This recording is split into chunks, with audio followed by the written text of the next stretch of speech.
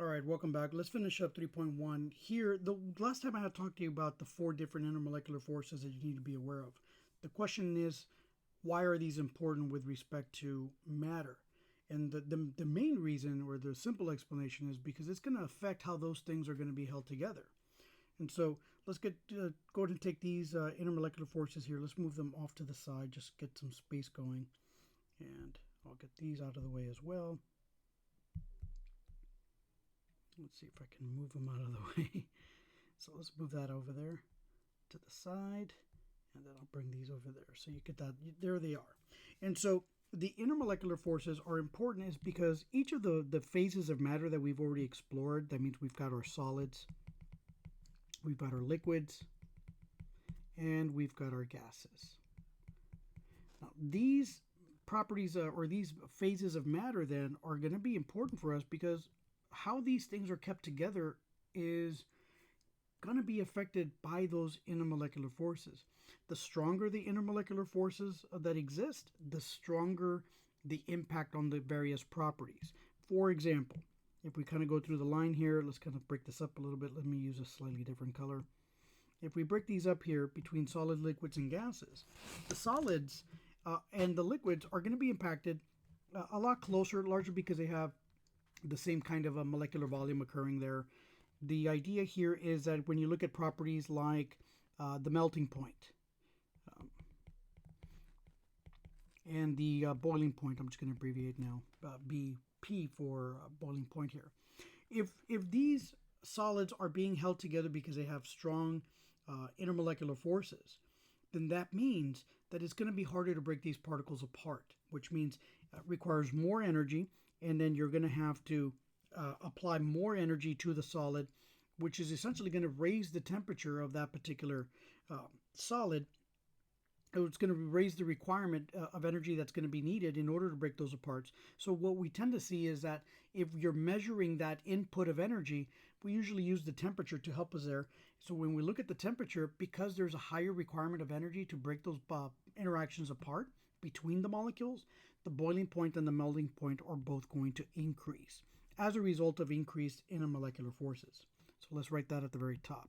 So as intermolecular forces increase, we tend to see that, at least when the solids, we tend to see stuff like that. With regards to liquids, another thing that we talk about there are going to be things like surface tension, cohesion, and viscosity. And so here with these, I'm going to just write them here, surface tension. And then we've also got the cohesion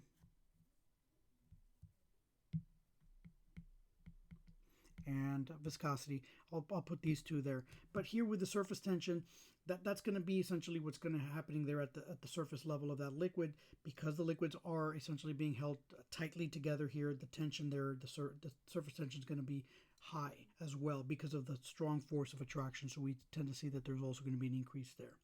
The cohesion, that's going to be the attraction between those molecules. So the attraction between the molecule increases, there's high IMF. Again, here the cohesion is also going to go up.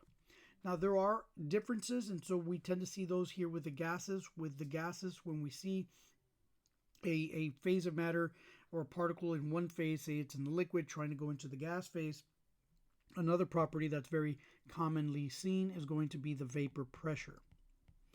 And so the vapor pressure here is slightly different. This is going to be the pressure that's going to be exerted as molecules leave the liquid phase and enter the gas phase.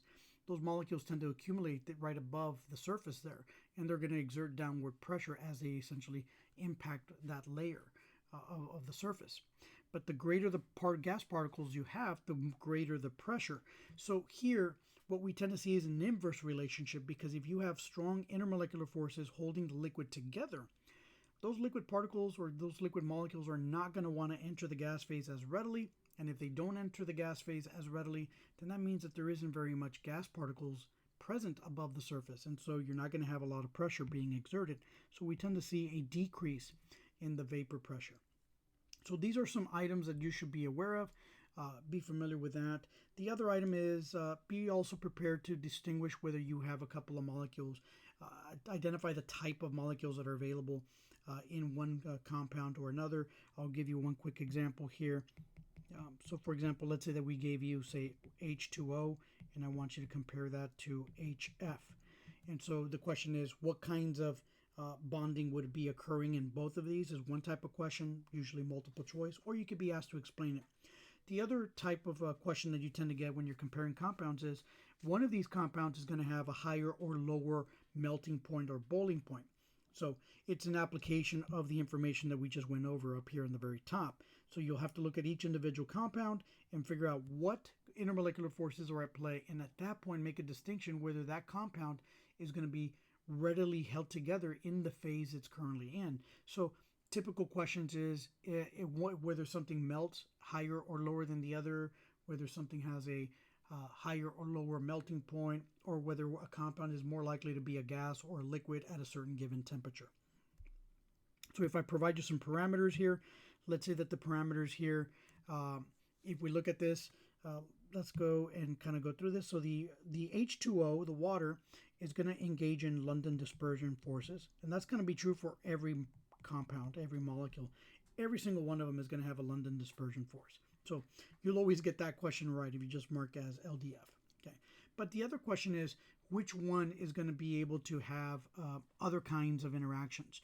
Well, when you look at the water, previously we had already seen that water actually, you can see it over here, water can engage in hydrogen bonding.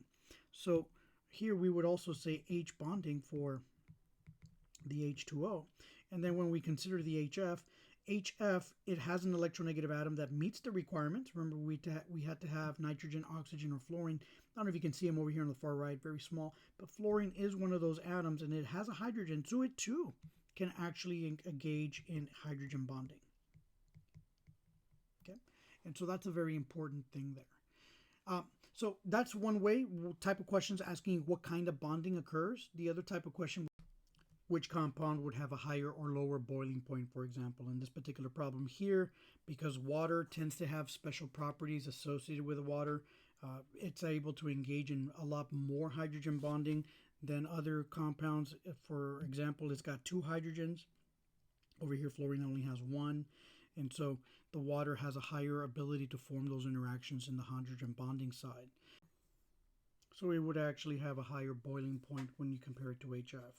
And so here, just to make sure you have that information, here we actually see water actually boil at 100 degrees C, and then the HF tends to boil at approximately 10 degrees C. There, as a couple of examples that we see. So it's important that you kind of distinguish or identify the intermolecular forces for various compounds, and then just simply apply them. What does it mean for how strongly those molecules are going to be held together? So the main point that I want to make sure that you all walk away from here in this particular section is here at the bottom. So as the intermolecular forces increase, that essentially is going to be leading to a change in the property that we're experiencing or observing, but essentially the IMF increase is going to lead to a stronger attraction.